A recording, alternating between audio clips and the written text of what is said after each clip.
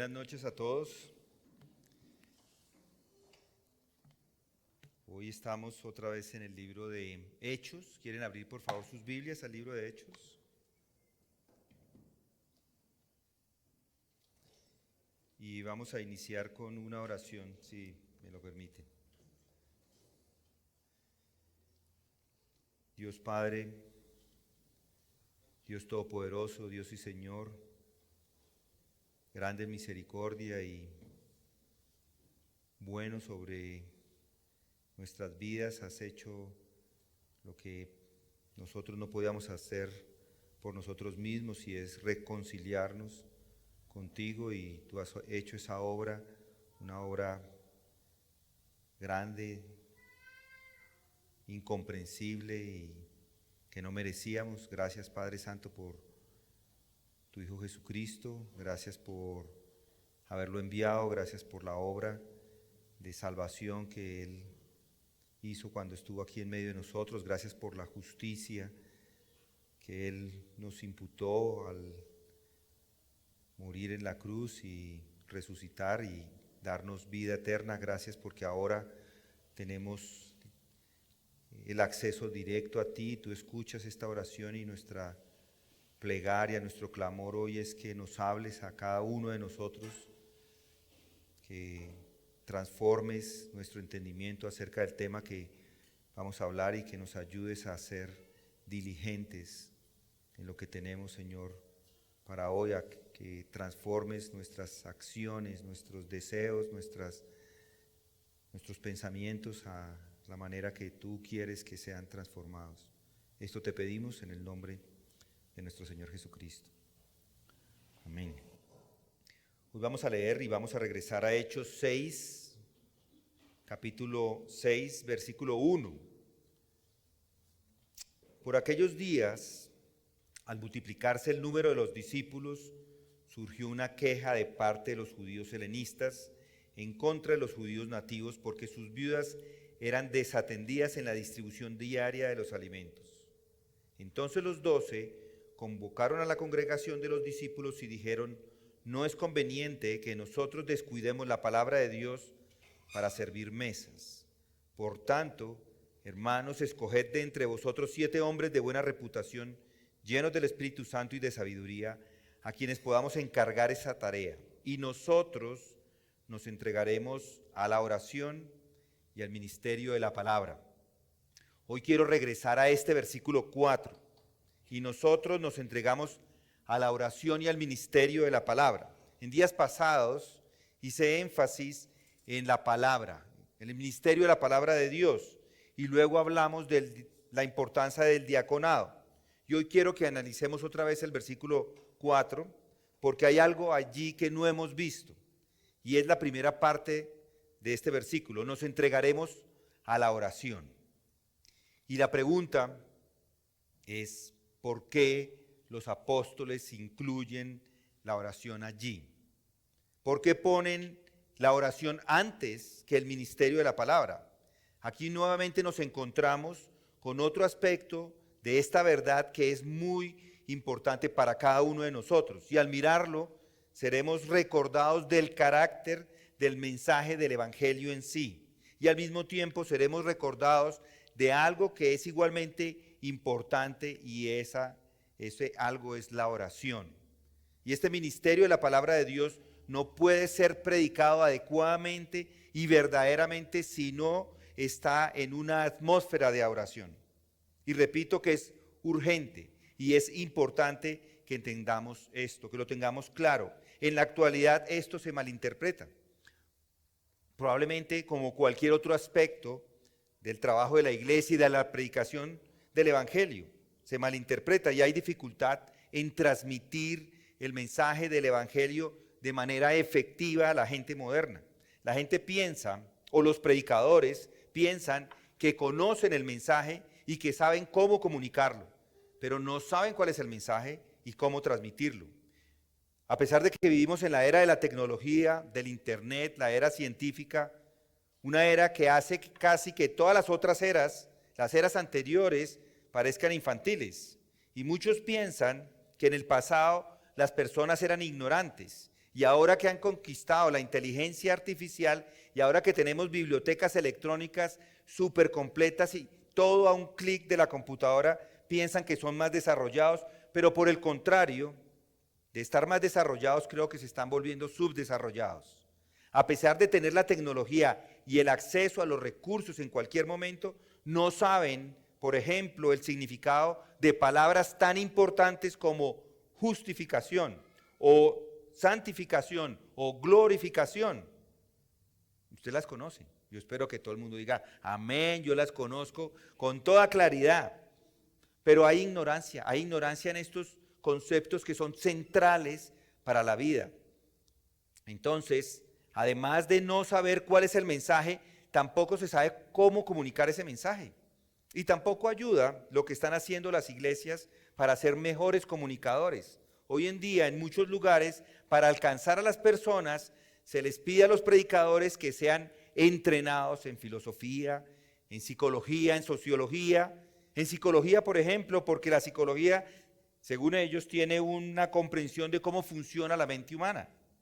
Y si saben cómo funciona la mente, los predicadores entonces podrán hablar a esas personas en su propio lenguaje.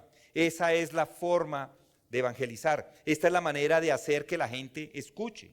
Algunos inclusive llegan a decir que se necesita un mensaje nuevo y que la Biblia está desactualizada, escrita en un lenguaje y terminología de otra época, la era precientífica, y por lo tanto ellos tienen que modificarla si hay alguna esperanza en que las personas la escuchen y la crean. Esa psicología es entonces la manera de llegar a las mentes de las personas, es la manera de abordar a las personas directamente en términos de razón, de lógica, de comprensión. Pero junto a este énfasis está el enfoque que dice no se interese en la mente. Hay unos que lo dicen por el contrario, no se interesa en la mente, no importa. Es el corazón lo que importa, es la voluntad lo que cuenta. Así que ponen entonces el énfasis en el corazón o en la voluntad. Y acá encontramos a los predicadores usando un lenguaje jovial, dramas, obras teatrales o películas para llegar a los corazones, para hacer que las personas sientan algo. Se han hecho muchas películas en este sentido para hacerlo sentir. Va a salir una próxima, Ángeles Ordinarios, que habla de una alcohólica que transforma la vida de un hombre y sus 2 hijas. O La Pasión de Cristo, algunos de ustedes seguramente la vieron, es una muestra de la crudeza de la cruz. O El cielo es real, en donde un niño va al cielo y regresa. Y todas estas están hechas para hacerles sentir, para enseñarles de una forma moderna. Pero ninguna logra el objetivo realmente, y muchas personas, a pesar de que son muy sinceras, a pesar de que dicen que están ansiosos de transmitir este mensaje del evangelio a hombres y mujeres, y que no sirve de nada predicar de la manera antigua, ni leer las escrituras, ni exponer la doctrina, porque nadie puede entenderlo, entonces lo que hacen es bajar el nivel y debe darles algo que conozcan y entiendan y puedan apreciar. Y entonces traen este elemento del entretenimiento. Y los términos que utilizan son muy interesantes. Realmente, dicen ellos, estamos produciendo un programa de variedad religiosa de 25 minutos con comedia y spots musicales novedosos. Esa es su idea. Debe bajar a su nivel para interesarlos, atraerlos, incluso seducirlos. Pero permítame decir esto, no me preocupa su honestidad de aquellas personas que usan este enfoque. Pueden ser muy honestos, muy sinceros, pero lo que quiero hacer es mostrarles que esto es una completa desviación del método de los apóstoles. Y hasta que volvamos al método y al patrón apostólico, no hay literalmente ninguna esperanza. Por supuesto, puede lograr resultados con tales métodos, pero la pregunta ¿es eso la obra del Espíritu de Dios? Miren a los apóstoles, cómo abordaron el problema de la comunicación. Y su respuesta es, ustedes deben dedicarse continuamente a 2 cosas, a la oración y al ministerio de la palabra. No es un espectáculo de variedades, no es entretenimiento, no es convencer a la gente, no es complacer con un mensaje, sino orar. Entonces la pregunta es, ¿por qué los apóstoles enfatizaron en la importancia absoluta de la oración? ¿Por qué oraban continuamente? Y la respuesta la tenemos aquí enfrente de nosotros. Y ya hemos hablado de algunos aspectos de ella en capítulos anteriores. Volvamos a mirar estos grandes principios nuevamente. Cada vez que ha habido un avivamiento cristiano, los hombres han vuelto a este método y a este patrón apostólico. Y hay algo que se necesite más urgentemente que esto hoy. Ese es el camino de Dios. No hay otro camino. Si queremos transformar una sociedad, es el único camino. El único camino es oración y el ministerio de la palabra, no hay más. ¿Y por qué entonces los apóstoles enfatizaron la oración? Y les voy a dar 3 razones por las cuales los apóstoles oraban. Y la primera es por su comprensión, por la comprensión de su propia impotencia y la necesidad absoluta del poder de Dios. En el Sanedrín, recuerden que ellos describieron a estos hombres con precisión. Dijeron, estos hombres son sin letras, son vulgares, y lo eran. No tenían conocimiento, no tenían comprensión, no tenían poder innato, e incluso si lo hubieran tenido y si hubieran usado su poder al máximo, habrían sido bastante inútiles. Y lo sabían. Sabían que había solo una esperanza, y era que estuvieran llenos del poder de Dios. Así que se dedicaron continuamente a la oración. Estos eran los hombres. Recuerden que el día de Pentecostés habían sido bautizados por el Espíritu Santo, habían sido llenos del Espíritu Santo y para desbordarse, hasta desbordarse. Luego tuvieron una llenura similar cuando estaban orando juntos en el aposento alto y el edificio se sacudió, recuerdan, se sacudió. Hechos 4:31. Es interesante que estos hombres que habían sido llenos del Espíritu Santo, sin embargo encontraron la oración como un imperativo absoluto, una necesidad absoluta. Por eso, yo siguiendo ese patrón, cada vez que alguien me pide en una de estas mesas, que si puedo dar alguna petición para que oren por mí, ustedes que lo saben, la petición que yo siempre pido es que intercedan. Intercedan ante el Padre para que el sermón del domingo o el miércoles esté lleno de la verdad y que pueda comunicarlo como Él quiere que yo lo comunique. Porque todo depende de la oración. Y eso era lo que hacían los apóstoles. En cada crisis los apóstoles se volvían a la oración. Recuerde después lo que pasó después del primer arresto, de su primer arresto. Pedro y Juan fueron liberados, pero se les advirtió muy claramente que no continuaran predicando, que no continuaran enseñando en el nombre de Jesús. Los apóstoles sabían que en sus vidas estaban en peligro si continuaban. Entonces, ¿qué hicieron? En el versículo 23, capítulo 4, allí dice, cuando quedaron en libertad, fueron a los suyos y les contaron todo lo que los principales sacerdotes y los ancianos les habían dicho. Y cuando los demás escucharon el informe de los apóstoles, ¿qué hicieron? ¿Tuvieron una conferencia o dijeron, parece que estamos fallando, no somos tan exitosos? ¿Hemos sido demasiado directos o demasiado claros? ¿Vamos a empezar de nuevo y a modificar nuestros métodos de pronto? ¿Vamos a ir más despacio o intentemos un poco de diplomacia? No, esas son tonterías. Noten lo que hicieron. Al oír ellos esto, unánimes alzaron la voz a Dios, y eso es oración. Oraron, versículo 24. Lo primero que hicieron fue siempre orar. De hecho, ya se nos había dicho en el segundo capítulo, versículo 42, y se dedicaban ellos continuamente a las enseñanzas de los apóstoles, a la comunión, al partimiento del pan y a ¿qué? Y a la oración.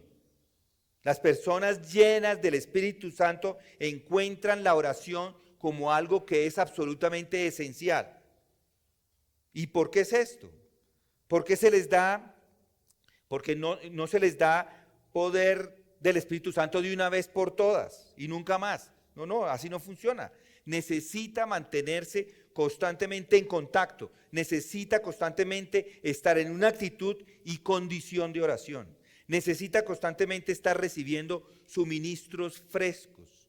Y estos hombres sabían eso. Veían el problema que se les enfrentaba, sabían de lo inadecuados que eran, se dieron cuenta que necesitaban más conocimiento, más comprensión del Evangelio, de esa verdad que se les había sido confiada. Así que dijeron: Dios, enséñanos y danos entendimiento, ilumina los ojos de nuestro entendimiento, ábrelos, danos del Espíritu, danos la unción, esta bendita unción que abra esa palabra clara y comprensible para nosotros, Señor. Danos de eso, era lo que pedían. Y eso oraron los apóstoles. Necesitaban entendimiento, así que lo pidieron. Necesitaban poder para predicar, así que lo pidieron. Porque no eran oradores entrenados, no eran retóricos o filósofos griegos o algo similar, sino hombres simples, pescadores, artesanos. Y no me malinterpreten, no estoy condenando la enseñanza, ni el conocimiento, ni la cultura. Lo que estoy condenando es, que no se dependa de la oración, que se dependa de las otras cosas. Estoy condenando en poner su fe en ello o en cualquier otro recurso humano. Y los apóstoles no hicieron eso. Su fe estaba en el Dios viviente y es por eso que oraron. Necesitaban el poder de Dios para predicar, necesitaban la autoridad y el único que se las podía dar era el Espíritu Santo. Permítame llevarlos al gran ejemplo de dependencia de Dios únicamente. Miren a este poderoso hombre, el apóstol Pablo. Aunque era un hombre con una habilidad increíble, un hombre de un conocimiento impresionante, con toda la cultura, uno de los más grandes genios de todos los siglos. Pero noten lo que dijo sobre sí mismo cuando fue a predicar a Corintios. En 1 Corintios 2:3 dice: y estuve entre vosotros, y noten, con debilidad, con temor y mucho temblor. ¿Qué? ¿Se han puesto a pensar? El apóstol Pablo, ¿sí? No saltó al púlpito o a una plataforma con suprema confianza en sí mismo. No, para nada. Salió con debilidad, con temor y mucho temblor. ¿Cómo explica el sentido de debilidad de Pablo? O no hay dificultad en la explicación. Este coloso, este gran genio, estaba consciente de la terrible responsabilidad que descansaba sobre él. Por eso estaba temeroso, por eso temblaba. Era la responsabilidad de darse cuenta de que estaba predicando a almas moribundas que podrían estar yendo a una eternidad de miseria. Por eso un hombre se da cuenta de eso y no puede ser ligero, ni trivial, ni jocoso. Por eso un hombre que se da cuenta de esto está lleno de un sentido de insuficiencia. ¿Qué cosa tan seria es esto? ¿Qué pensaría de un cirujano que viniera a usted cuando está muy enfermo, para aconsejarle sobre la necesidad de una operación muy seria y que empezara a hacer bromas al respecto? Es impensable. Ningún cirujano debería ni considerar esto. Pero un predicador es un hombre que trata con almas de los hombres y de las mujeres. No se trata de una mejora temporal o de una mejora en la vida, o de unos mejores años de vida, sino es un destino eterno. Por eso la seriedad de la predicación, por eso la seriedad de la oración.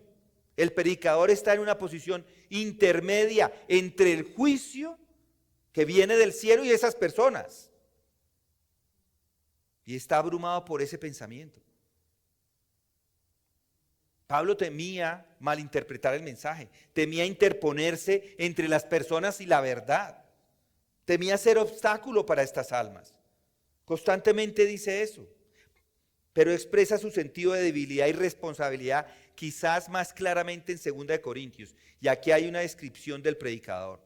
2 Corintios dice allí, versículo 14, pero gracias a Dios que en Cristo siempre nos lleva a un triunfo y que por medio de nosotros manifiesta en todo lugar la fragancia de su conocimiento, porque fragante aroma de Cristo somos para Dios entre los que se salvan y entre los que se pierden.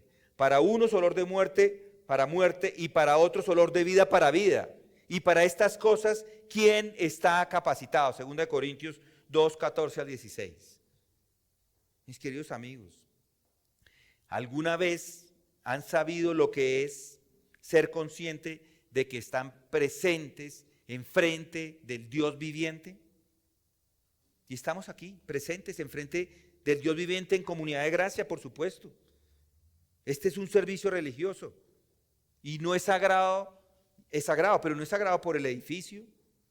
Sería lo mismo si estuviéramos en el parque al lado, en cualquier otro lugar. No son los edificios lo que determinan la forma de adoración.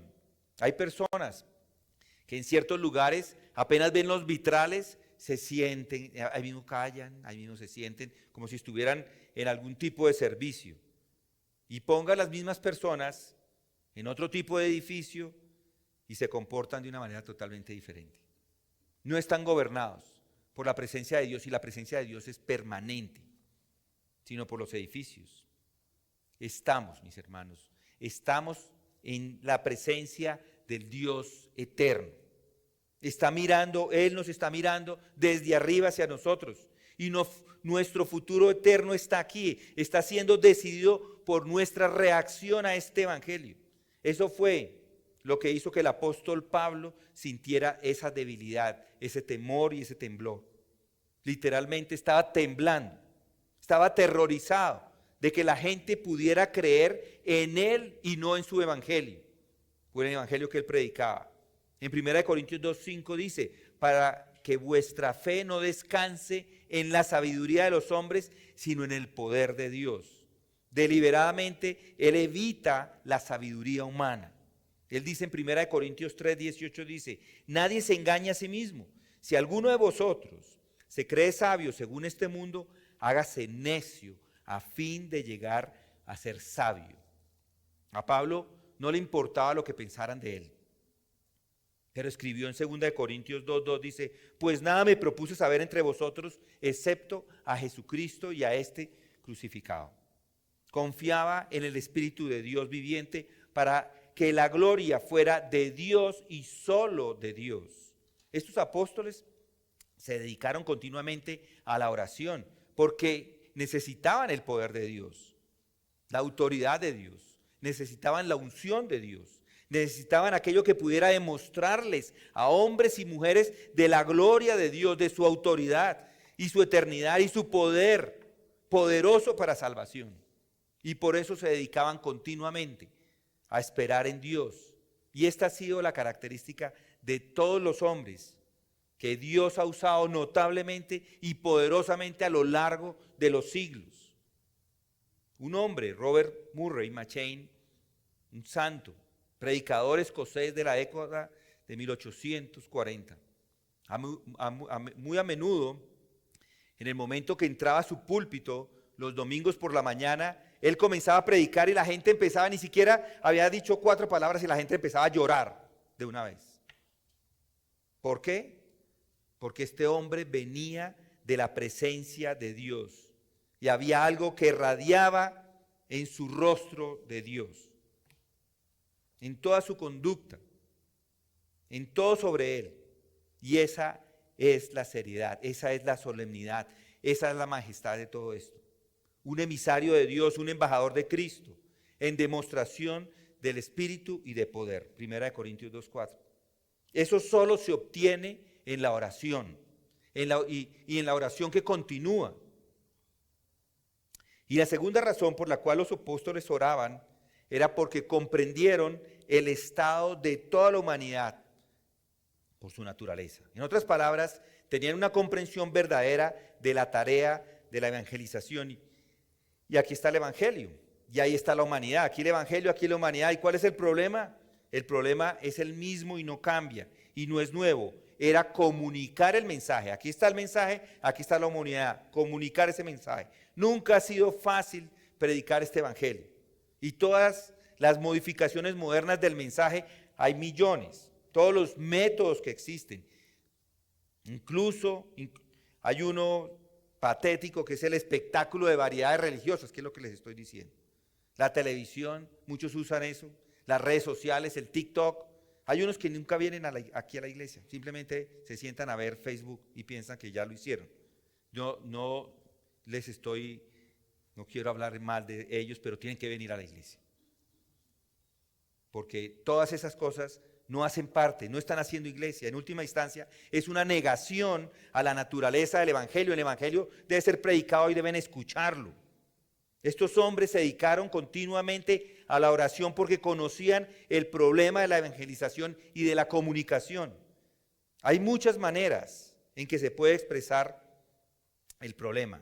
Primero, los apóstoles comprendieron cómo el apóstol Pablo lo ha expresado autoritativamente de una vez y para siempre. Él lo pone en Efesios 6:12, porque nuestra lucha no es contra sangre y carne, sino contra principados, contra potestades, contra los poderes de este mundo de tinieblas, contra las huestes espirituales de maldad en las regiones celestes. Ese es el problema.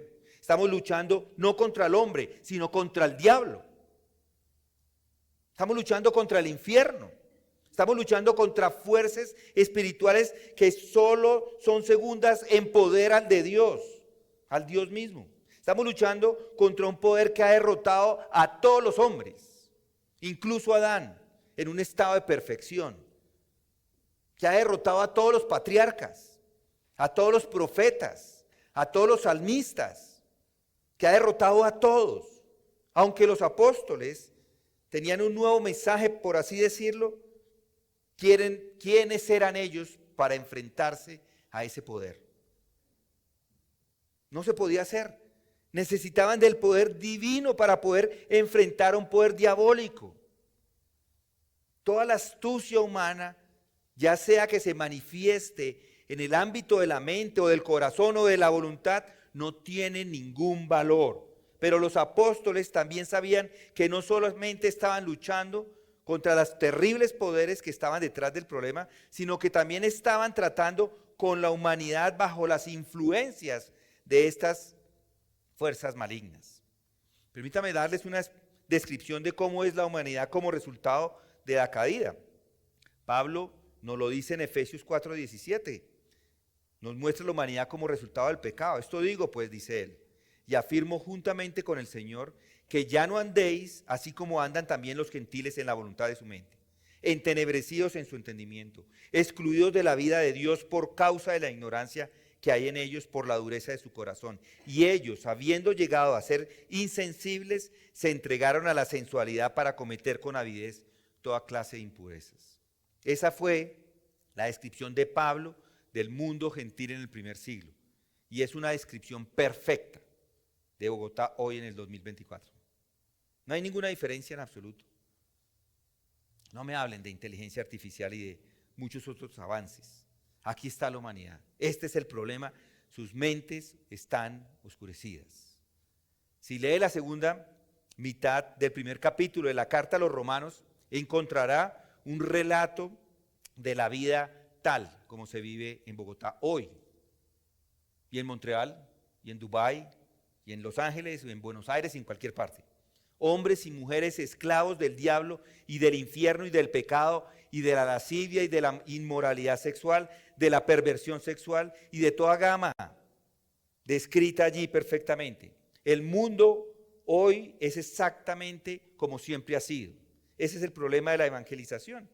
El hombre está, como dice Pablo en Efesios, muertos en vuestros delitos y pecados, ya que la mente puesta en la carne es enemiga de Dios porque no se sujeta a la ley de Dios, pues ni siquiera puede hacerlo. El necio ha dicho en su corazón, no hay Dios. Salmo 14:1. Negaban a Dios 2000 años antes del nacimiento de Cristo. Y los hombres y mujeres modernos piensan que son muy inteligentes cuando rechazan a Dios hoy. Esa es la marca de la modernidad, de la tecnología. No, es que yo rechazo porque yo soy más inteligente que ustedes. Qué anticuada es la incredulidad. Es tan vieja que siempre ha existido. que es ciega, ignorante y espiritualmente muerta. Pablo lo dice en 1 Corintios 2:14, pero el hombre natural no acepta las cosas del Espíritu de Dios, porque para él son necedad y no las puede entender porque se disciernen espiritualmente. Esto fue escrito hace 2000 años, más. Eso dijo en el primer siglo. La gente no creía en Dios entonces, no creían en Cristo como el Hijo de Dios, no creían en las dos naturalezas de su persona. Parecía para ellos totalmente irrazonable. Los hombres y mujeres siempre han rechazado lo milagroso y sobrenatural. Y los apóstoles aquí en Hechos 6 comprendieron que ningún argumento o demostración podía persuadir a la gente. Si un hombre o una mujer pudiera ser convertido o convencido por la razón, entonces, ¿por qué es que todas las personas que tienen alta, eruditas y que son muy inteligentes no son cristianas? Pero no se puede hacer. ¿Cuál es el valor de la razón en estos asuntos? Esa sería una buena pregunta. Y supongo que de muchas maneras el problema más agudo de todos en la actualidad es el problema de decidir el lugar y el valor de la razón al proclamar el Evangelio. Y no hay dificultad para describir la respuesta dada por la Biblia, y es esta. En su mejor momento, el valor de la razón es solo general. Tiene valor, pero es principalmente negativo y condenatorio. Y Pablo lo expresa perfectamente en Romanos 1. Porque lo que se conoce, versículo 19, lo que se conoce acerca de Dios es evidente dentro de ellos, pues Dios se lo hizo evidente. Porque desde la creación del mundo, sus atributos invisibles, su eterno poder y divinidad se han visto con toda claridad, siendo entendidos por medio de lo creado, de manera que no tienen excusa. Pues aunque conocían a Dios, no le honraron como a Dios ni le dieron gracias, sino que se hicieron vanos en sus razonamientos y su necio corazón fue entenebrecido. Profesando ser sabios, se volvieron necios y cambiaron la gloria de Dios incorruptible por una imagen de forma de hombre corruptible, de aves, de cuadrúpedos y de reptiles. Pablo está diciendo allí por la evidencia de Dios que está a nuestro alrededor en la creación. Estamos sin excusa si no creemos. La razón puede llevarle a esa posición. La razón tiene ese valor hasta este punto, pero nunca puede llegar lo suficientemente lejos. Puede demostrar lo equivocado en no creer en Dios. Puede mostrar la futilidad de confiar en la sabiduría y en el entendimiento humano. Y el mundo moderno nos está mostrando exactamente esto. La razón puede demostrar la razonabilidad de creer en el Evangelio, pero no puede persuadirlo. No toca a las personas, los dejan exactamente en el lugar donde están. ¿Por qué la razón no tiene efecto? ¿Se han puesto a preguntarse? Nuestro Señor mismo dio la respuesta en Juan 3:19, y este es el juicio, que la luz vino al mundo y los hombres amaron más las tinieblas que la luz, pues sus acciones eran malas. La luz ha venido. Es más que es suficiente para permitir que la gente crea, pero la rechazaron. La rechazan. ¿Por qué? Porque tienen naturalezas que están podridas, están pervertidas y cegadas por el pecado. Entonces, puede modificar su mensaje y puede ponerlo en términos de filosofía, pero si así lo hace no va a salvar ni una sola alma. Puede ir al otro extremo y traer sus bandas de rock y ponerlo en todas las redes sociales y nuevamente no salvará ni a una sola alma. Nada de lo que haga jamás salvará jamás a un alma. El Espíritu Santo solo es el único que puede hacer esa obra. Es su trabajo. No hay nada ni nadie que pueda convencer a una persona de pecado excepto por el Espíritu Santo. Puede demostrar que está equivocado en muchos aspectos, pero no puede convencerlo de pecado. Puede hacerle miserable tal vez o hacerle feliz, pero no puede convencerle de pecado. Cada hombre o mujer nacido de Adán necesita ser quebrantado, necesita ser convencido de pecado. La gente en todas partes necesita darse cuenta del estado de sus corazones, darse cuenta de que están en enemistad contra Dios, darse cuenta de que son odiosos, que no hay nada bueno en ellos, que necesitan decir con el apóstol Pablo, porque yo sé que en mí, es decir, en mi carne, no habita nada bueno, porque el querer está presente en mí, pero el hacer el bien no. Romanos 7:18. Nada más que el Espíritu de Dios puede iluminar su mente con respecto a Dios. Entonces, la pregunta, ¿por qué dedicar tiempo y atención a otras cosas? ¿Por qué no hacer lo que hay que hacer? Predicar la palabra de Dios y orar. ¿Por qué preocuparse por los métodos modernos? ¿Por qué argumentos intelectuales? No valen de nada. El conocimiento de Dios está totalmente fuera del alcance de la ingenuidad humana. Y repito, solo el Espíritu de Dios revela a Dios y nuestra necesidad de Dios. Por eso hay que predicar el Evangelio constantemente. Primera de Corintios, versículo 10, capítulo 2 dice, pero Dios nos las reveló por medio del Espíritu, porque el Espíritu todo lo escudriña, aún las profundidades de Dios. Y más adelante dice, y nosotros hemos recibido no el espíritu del mundo, sino el Espíritu que viene de Dios, para que conozcamos lo que Dios nos ha dado gratuitamente. 1 Corintios 12. Y solo Dios puede dar fe. Por lo tanto, hay que orarle a Él, hay que pedirle a Él. Y como los apóstoles, debemos dedicarnos continuamente a la oración. Ese es asimismo como el ministerio de la palabra. Y esto me lleva a la tercera razón por la cual los apóstoles oraban. No solo comprendían su propia debilidad e impotencia, no solo tenían una comprensión del estado de hombres y mujeres por su naturaleza, sino que también entendían la naturaleza de esta gran salvación que nos ha sido dada por el Señor Jesucristo. Y este es el corazón mismo de este asunto. La salvación no es simplemente ayuda, no es simplemente una asistencia, no es simplemente un consuelo, no es simplemente felicidad y alegría. ¿Qué es entonces? ¿Qué nos ha dado nuestro Señor? ¿Qué necesitamos realmente? Y hay solo una respuesta, y es la regeneración. No hay nada menos. Regeneración. Aquí está la verdad misma que es declarada por nuestro bendito Señor en esta entrevista que Él tuvo con Nicodemo. Respondió Jesús y le dijo, en verdad, te digo que el que no nace de nuevo no puede ver el reino de Dios. En verdad te digo que el que no nace del agua y del Espíritu no puede entrar en el reino de Dios. No puede tener nada, entender nada del reino a menos que sea nacido de nuevo. Esa es la esencia del mensaje cristiano. Y eso es lo que lo diferencia de todos los otros mensajes, de todos los otros cultos, de todas las otras religiones. No es ayuda, no es asistencia lo que necesita, es nacer de nuevo, ser nacido del Espíritu, ser nacido de lo alto.